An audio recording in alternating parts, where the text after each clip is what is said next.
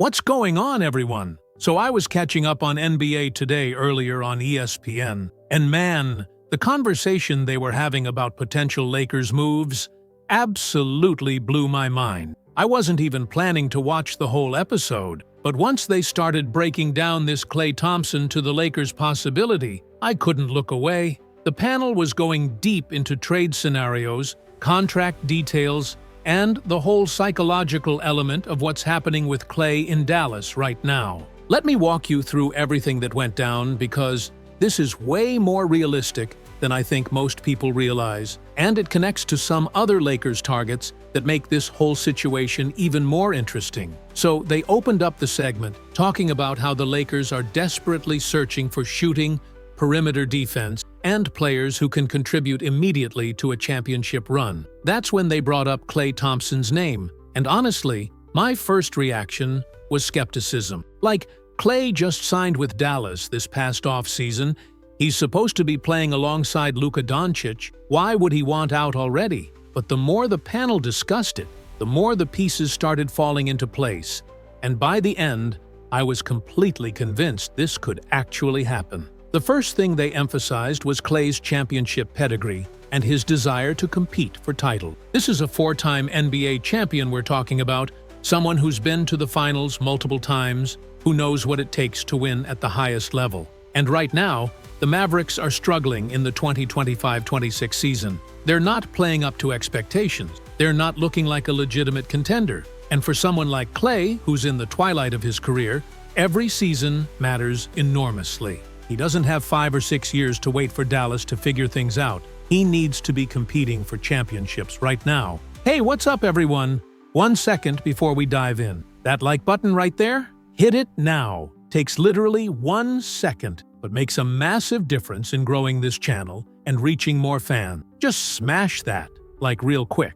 Every like pushes this video further, so do me that favor right now. The analysts were pointing out that the Lakers, despite their own struggles, are better positioned in the Western Conference than Dallas. You've got LeBron James still playing at an incredibly high level. You've got, when healthy, being a dominant two-way force, and you've got a supporting cast that just needs a few more pieces to really compete. From Klay's perspective, joining forces with LeBron gives him a legitimate shot at winning another ring before he retires, and that's got to be appealing compared to the situation he's currently in with the Mavericks. What really caught my attention was when they started discussing Klay's personal connection to Los Angeles. I had honestly forgotten that Klay grew up in the LA area, and his father, Michael Thompson, is a former Lakers player and current radio commentator for the team. There's this deep family history and connection to the Lakers franchise that goes beyond just basketball. The panel was talking about how that emotional and historical tie could be a significant factor in Klay's thinking, especially if he's already feeling unsettled in Dallas. They went into detail about Klay's departure from Golden State, how it was somewhat contentious, how he felt undervalued by the Warriors organization after everything he'd given them, including coming back from 2 devastating injuries. The way it was described on the show, Klay's entire experience since leaving the Warriors has been disappointing. The Mavericks haven't lived up to their potential. His individual performance has been inconsistent, and he's probably wondering if he made the right decision. A trade to the Lakers could represent a fresh start, a chance to revitalize his career in a city that means something to him personally. The stylistic fit discussion was really fascinating because they broke down how Klay would actually function in the Lakers' offense. With playmakers like LeBron James and potentially Luka Doncic, if the Lakers somehow got both of them, or just with LeBron and Austin Reeves, Klay could excel in a pure catch-and-shoot role. He doesn't need the ball in his hands to create his own shot anymore. Those days are probably behind him given his age and the injuries he's dealt with. But what he can still do at an elite level is spot up, catch, and shoot. And when you've got guys like LeBron who draw so much defensive attention, Klay is going to get wide-open looks all game long. One analyst made this great point about how the Lakers are one of the worst three-point shooting teams in the entire league this season. Adding a specialist like Klay Thompson, even if he's declined from his prime, would bring desperately needed floor spacing. When LeBron drives to the basket, defenses wouldn't be able to collapse as easily because they'd have to respect Klay on the perimeter. The offensive spacing would improve dramatically just by having Klay's gravity out there, even if he's not making every shot. They also talked about Klay's playoff experience and championship DNA being invaluable for a Lakers team that's trying to make a deep postseason run. In high-pressure playoff situations, you want guys who've been there before, who don't get rattled by the moment, who know how to perform when the stakes are highest. Klay has that in spades. He's hit massive shots in the finals. He's been through every possible playoff scenario. And that veteran presence would be huge for the Lakers. Then they got into the contract and financial aspects, which is where things got really interesting. Klay's on a relatively short-term deal with Dallas, which actually aligns perfectly with the Lakers' desire for financial flexibility moving forward. The Lakers have several expiring contracts they could use in a trade. Guys like Gabe Vincent and others who are on deals that end soon. From a trade mechanics perspective, it's actually not that complicated to make the salaries work, and Dallas might be motivated to move on from Klay if they realize this fit isn't working out as planned. But here's where the NBA Today segment took a turn that I wasn't expecting. They pivoted from talking about Klay Thompson to discussing two other potential Lakers targets from the Sacramento Kings, Malik Monk and Ellis. And the way they connected these potential moves together was brilliant, because it showed how the Lakers could make multiple trades to address different needs all at once. The panel started breaking down the Sacramento Kings situation, and it's an absolute mess right now. Both Malik Monk and Ellis are essentially out of the rotation despite being talented players who could help a lot of teams. In their last game, Ellis played 9 minutes and Malik Monk played 5. They're basically just throwing them out there token minutes to maintain some perceived trade value, but everyone around the league knows these guys are available. One analyst made this excellent point about perceived value and why teams still have to play guys even if they don't want them anymore. It's the same situation the Lakers are dealing with regarding Gabe Vincent and Max Christie. You can't just completely DNP them because then other teams will question why they should give up anything for players you don't even want to use. Sacramento is in this position where they want to get significant assets back for Monk and Ellis, but if they completely bench them, their trade value evaporates. The Ellis situation is particularly interesting because he's making only $2.3 million this season, which is dirt cheap, but he's an unrestricted free agent after this year. Any team that trades for him is essentially renting him for half a season and then has to pay him in free agency, and they'll be at the mercy of whatever offers come in from other teams. If Keon wants $15 million per year and another team offers that, he's probably taking it even if you only want to pay $11 million. So there's risk involved in trading significant assets for a guy you might lose for nothing in a few months. Malik Monk's contract situation is completely different and way more complicated. He's got 2 more years left on his deal at $18.7 million this season, then over $20 million next season, and then a $21.5 million player option that he's almost certainly going to pick up. So you're talking about a multi-year commitment to a player who's currently not even in Sacramento's rotation. That's a tough sell for most teams, unless you really believe in what Monk can provide. But here's the thing that the panel kept emphasizing. The Lakers are one of the few teams in the league that actually needs what Malik Monk offers. They're one of the worst bench-scoring teams in basketball, and Monk is a proven scorer who can create his own shot, run pick and roll, and just go get buckets when the offense stagnates. For a team trying to win championships right now with LeBron, Monk makes perfect sense even with the financial commitment. They showed highlights of Monk's game, talking about how he's shooting 41% from three-point range this season despite being a career 35% shooter, and how he can play both on and off the ball. He's comfortable being the primary ball handler and creating shots, but he's also played alongside dominant players like LeBron in the past when they were teammates, and he's played with De'Aaron Fox in Sacramento. He knows how to fit into different offensive systems and doesn't need to dominate the ball to be effective. The beauty of the potential Malik Monk acquisition for the Lakers is that it would take pressure off guys like Austin Reeves and even LeBron to create everything offensively. Right now, when LeBron sits, the Lakers' offense can completely stall out because they don't have secondary ball handlers and shot creators. Monk solves that problem immediately. He can come off the bench, run the second unit, and get you 15-20 points on any given night.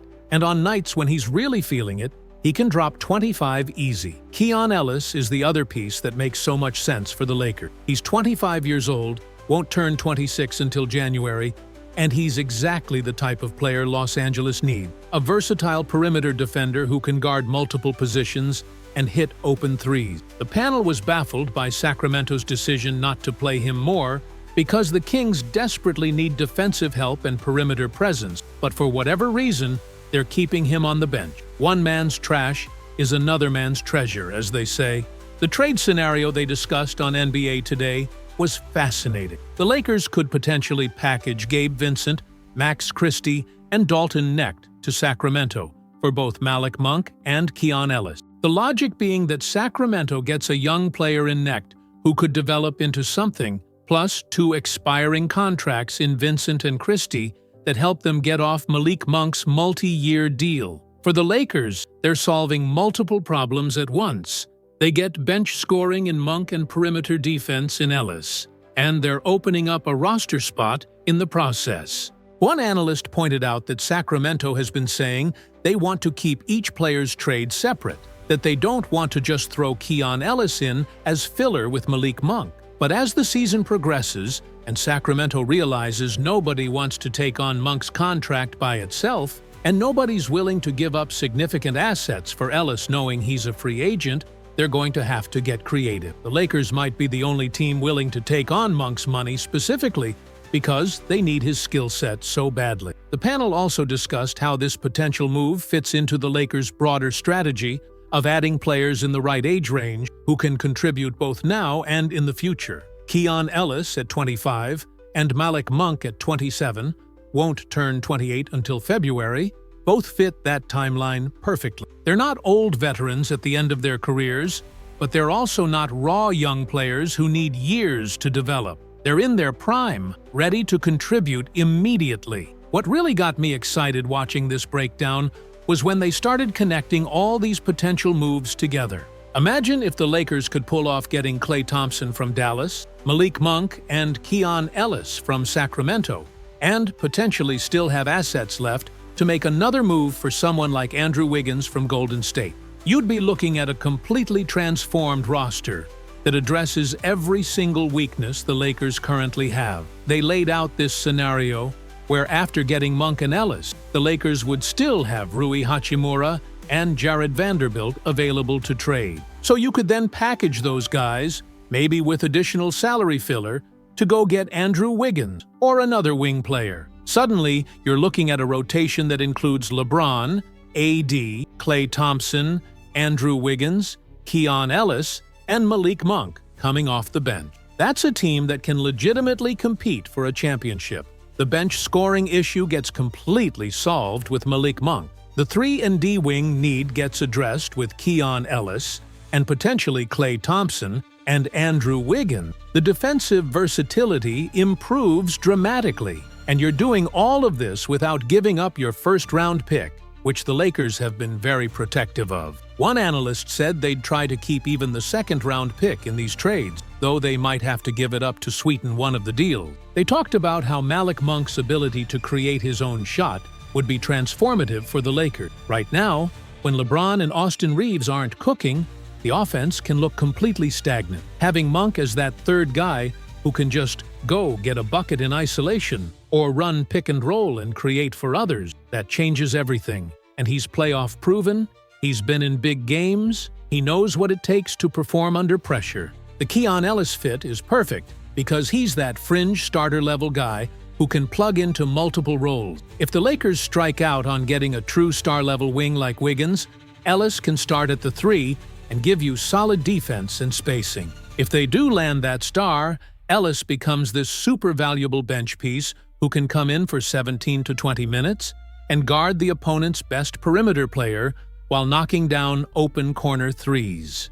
It's that kind of flexibility and versatility that championship teams need. One really interesting point that came up was about Nick Smith Jr., the young Lakers guard, who's been showing flashes lately. The concern would be that bringing in Malik Monk might stunt Nick Smith's development or take away his minutes. But the counter-argument the panel made was that having Monk actually helps Smith's development, because there's no longer this crushing pressure for Smith to be the sixth-man scorer immediately. He can continue developing at his own pace, learn from a veteran like Monk who's played that role successfully, and when he's ready to take over in a year or two, Monk's contract will be expiring anyway. It's that kind of thoughtful, multi-year planning that separates good front offices from great ones. You're not just making a move for right now. You're thinking about how this affects your roster in 2026, 2027, and beyond. If Nick Smith develops into a really good sixth man in 2 years when Monk's contract is up,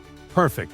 If he doesn't, you've still got Monk locked in providing that production. Either way, the Lakers are in good shape. They also discussed the Sacramento Kings organization and how they've just made baffling decision after baffling decision over the last couple years. This is a team that was the 2 seed, looked like one of the most promising young teams in the entire NBA, and then they completely sabotaged it by panicking and making moves that didn't address their actual need. The Kings needed defense and perimeter help, and instead, they focused on getting more scoring, which they already had plenty of. The point being that Sacramento is a poorly run organization that makes emotional, reactive decisions rather than strategic, thoughtful ones. And when you're dealing with a team like that, sometimes you can take advantage and get really good players for less than their actual value. The Lakers need to be aggressive in exploiting this situation because it's rare to find talented players in their mid-20s who are essentially being given away by their current team. Coming back to Klay Thompson for a moment, the panel circled back to emphasize how all these potential moves could work together. If you get Klay, that's your elite shooting and spacing. If you get Monk, that's your bench scoring and shot creation. If you get Ellis, that's your defensive versatility and youth. If you get Wiggins, that's your wing defense and additional scoring. You're not relying on any single move to save your season. You're making multiple strategic acquisitions that collectively transform your roster. The championship experience factor kept coming up too. Between Klay's 4 rings with Golden State, LeBron's 4 championships with 3 different teams, and AD's ring with the Lakers in 2020, you'd have that veteran leadership and playoff savvy that's so crucial in the postseason. Malik Monk has been in playoff series and knows what it takes. Even Keon Ellis, while less experienced, has that defensive mentality and work ethic that translates to playoff basketball.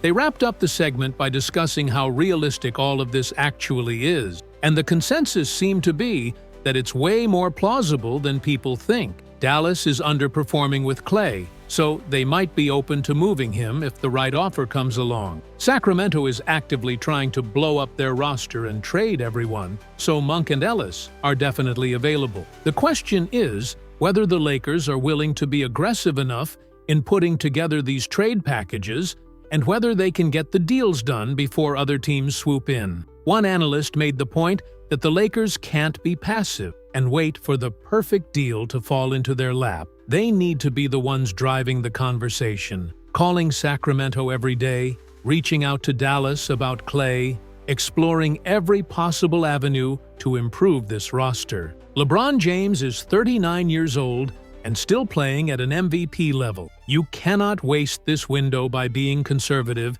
and hoping things work out on their own. You have to be proactive and aggressive. The financial flexibility aspect is huge too, because none of these moves would lock the Lakers into long-term disaster contracts. Klay's deal is relatively short. Monk has 2 more years, which is manageable. Ellis is cheap this year, and then you decide what to pay him in free agents. The Lakers aren't mortgaging their entire future to make these moves. They're making calculated strategic additions that improve the team now, while still maintaining some flexibility for the future. What really stood out to me from this entire NBA Today discussion was how well thought out all these scenarios were. This wasn't just random speculation or throwing names at the wall to see what sticks. The panel had clearly done their homework on contracts, on fit, on team needs, on organizational dynamics with teams like Sacramento. It felt like legitimate reporting and analysis, rather than just hot-take artists saying controversial things for clicks. The Klay Thompson element adds this emotional and historical dimension that makes the story even more compelling. The prodigal son returning to Los Angeles, where he grew up, following in his father's footsteps with the Lakers, trying to win one more championship before he rides off into the sunset. It's the kind of narrative that sports fans love, and if it actually happens, it would be one of the biggest stories of the season. But even beyond the narrative, the basketball fit just makes so much sense. Klay provides something the Lakers desperately need, and the Lakers provide Klay with something he desperately needs. It's that kind of mutually beneficial situation where both sides could walk away feeling like they won the trade. Dallas gets out from under a contract that's not working. Klay gets a legitimate shot at another championship with a team he has personal connections to, and the Lakers get the shooting and spacing they've been missing all season. Watching that segment made me realize how active this trade deadline could be for the Lakers. We're not just talking about making one move and calling it a day. We're potentially talking about 3, 4, maybe even 5 roster moves that collectively transform this team from a fringe playoff squad into a legitimate championship contender. And with LeBron's window closing rapidly, it's now or never to make these aggressive moves. So what do you guys think? Is Klay Thompson to the Lakers actually realistic? Or is this just media speculation with no basis in reality? Would you want the Lakers to take on Malik Monk's contract to get him and Keon Ellis? And if the Lakers could pull off multiple trades to get Klay, Monk, Ellis, and maybe Wiggins, does that make them a championship favorite? Let me know in the comments, because after watching NBA Today break all this down, I'm way more optimistic about the Lakers trade deadline possibilities than I was before, and I'm genuinely curious what other people think about all these potential moves.